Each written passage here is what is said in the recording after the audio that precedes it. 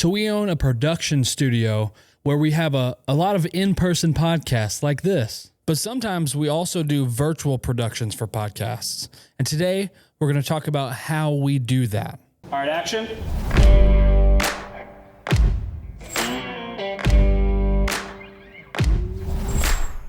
So the benefits of doing a virtual production is that you can literally be anywhere and do this. We have our studio here and we have multiple sets set up. A lot of what we do is in-person podcasts where people, the host and the guest, will come here and we will fit the studio for whatever vibe they're going for. We have several different sets in here, but sometimes logistically that just can't happen. So recently, one of my clients, TJ Sweet, who has a podcast. It's a great podcast. You should go check it out.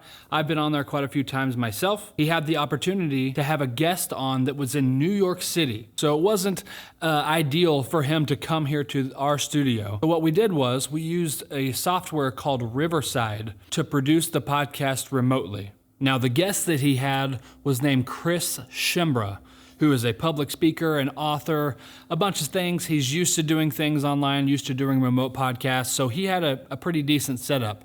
He had just a webcam sort of thing, but you could see him in his room decently. He had a lot of natural light coming in, and he had a professional microphone, which is the number one priority for a podcast. You gotta have great audio to have a good podcast. People can tolerate not as great of an image, but they will not tolerate and stick around and listen to terrible audio. So what I did for this was I set him in the studio at the normal table we use. I put a camera in front of him that he could speak to, and then we use that as like the webcam sort of look. I use an Elgato Prompter.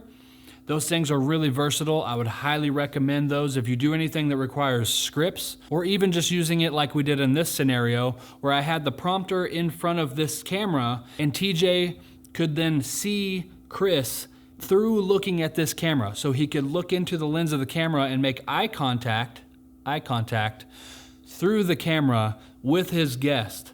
Rather than looking down or away at a computer screen, you can use the Elgato Prompter not only just as a teleprompter, but you can use it as another monitor for your computer. So then your host can see the guest and look at them through here while talking to them and talking to the audience. So it really helps with that.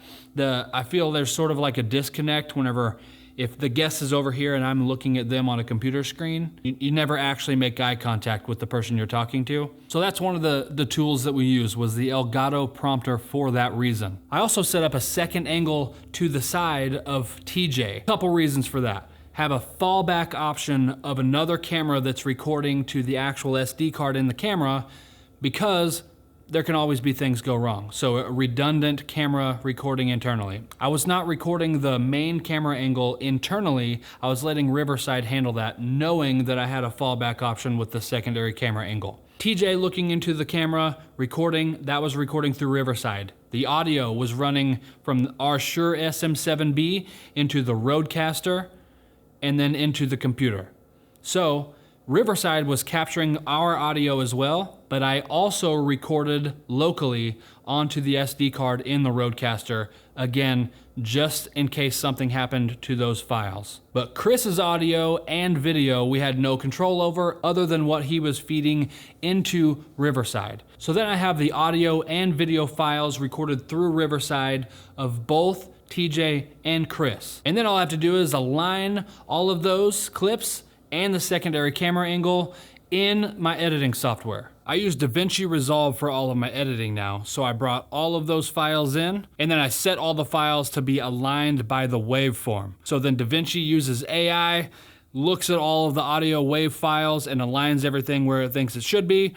Almost every single time it works perfectly, and if not, I know that all of the Riverside clips are all started and stopped at the exact same time. They all started recording and all stopped recording at the exact same time. So all I gotta do is line those up and then line up the secondary camera angle to those. It did work in my case, and we do that with all podcasts, and almost every single time it works. So then all you gotta do is go through, either manually cut your camera angles together or use a software like AutoPod, AutoCut, one of those. There's different options for different editing programs now that can speed up that workflow significantly. And that's one of the things that we use to allow us to produce more content, more podcasts for more clients. If you guys want to learn more about those programs, let me know. I can explain that more in a future video if you're interested in that. So to recap, producing podcasts remotely, there are some pros and there are some cons with it. One of the biggest pros, obviously, is that it allows you to produce a podcast from anywhere in the world,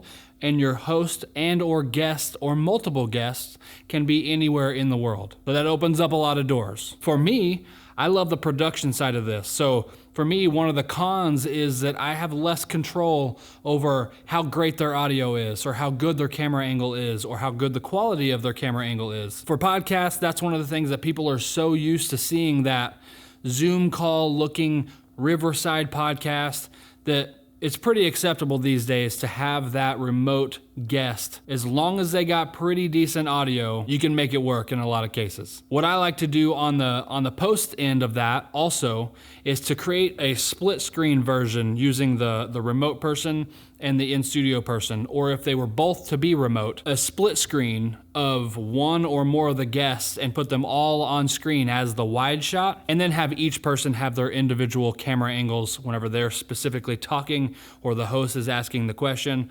It can cut to that, or the wide shot of them and the guests on screen at the same time. So that's what I do in post for those, for the majority of them, other than setting up and capturing and using the Elgato Prompter to put the face right in front of the camera lens. There's really not that much difference between a local podcast and a remote podcast. You just got to have all those boxes checked. You got to know what you're doing. You got to know how to sync the audio and do all those things after. Riverside actually has a lot of other options for you. This is not a sponsored episode. Riverside doesn't know I exist. Maybe they will after this episode, who knows. They have a lot of options just natively within the software. If you don't want to go through the post-processing route, it'll even cut shorts out for you. There's a lot of really cool features. You can dive into more of that on your own if you're interested. If you have any questions, let me know in the comments below. Leave a like on the video if you like the video. Subscribe to the channel if you want to learn anything more about photography, video, or audio production. And I'll see you guys in the next one.